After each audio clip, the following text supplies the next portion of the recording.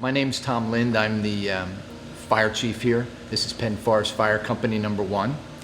I've been the chief here for 1 year. I moved here about 5 years ago. I joined here 3 years ago. But prior to coming here, I had 40 years of fire experience before coming up here. So we're all volunteers here. We have about 24 volunteers, and we have a really tight-knit group here. It really works out well. What I need or would like to have to buy with this grant is the 4 gas meters. Meter and a gas detector. The 4 gas meter will detect the level of oxygen in the room, carbon monoxide, in layman's terms, swamp gas, propane, stuff like that. Everything you're going to find in this area. And the other is a leak detector, which is highly sensitive, and it has a wand on there. And just recently, referencing, we had a call of an outside LP tank. They had odor in the house, and it turned out the tank was overfilled, but it's the sensitive meter that picked it up. So it took us a little while. We've traced it all around, but that's what it's good for, the equipment. And we hope to replace ones that are getting old. During the summer, 50% of our calls were automatic fire alarms. And an automatic fire alarm can be anything.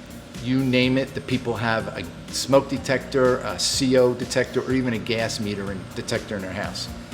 And a lot of times they're malfunctioning alarms. The sensors go bad or they go out of date. They call it the end of the life. And we don't know until we get there. So you walk in and they're telling us, we don't smell anything, we don't see anything, we have no idea why you're here, but it is all colorless, odorless gas. So with our meters, we can go in and we can check the level of the oxygen in the room, we can check the level of carbon monoxide in the room, and if there's a sewer backup, we can pick up on that, and propane.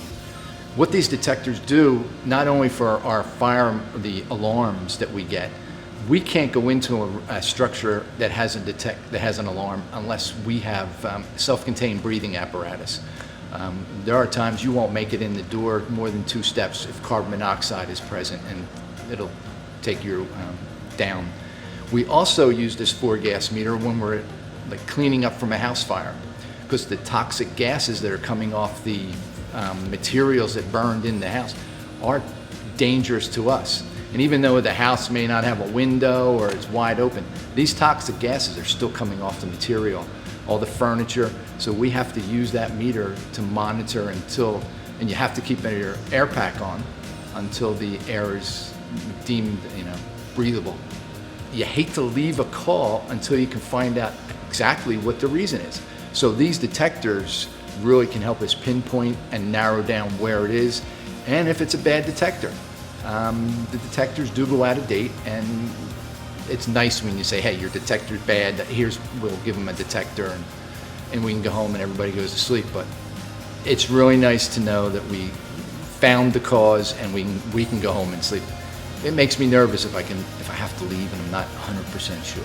And these really do help my cause. Because of the COVID going on here, we've been searching for grants and really searching for grants. And then somebody whispered in my ear, I know an organization you may want to check out, and it happened to be yours. And I, with the help of someone else here, applied for the grant, and I thought, well, this is great. And you contacted me. I thought, it's exciting now, it's real exciting. So anywhere we can find a grant, it's really helpful, real helpful.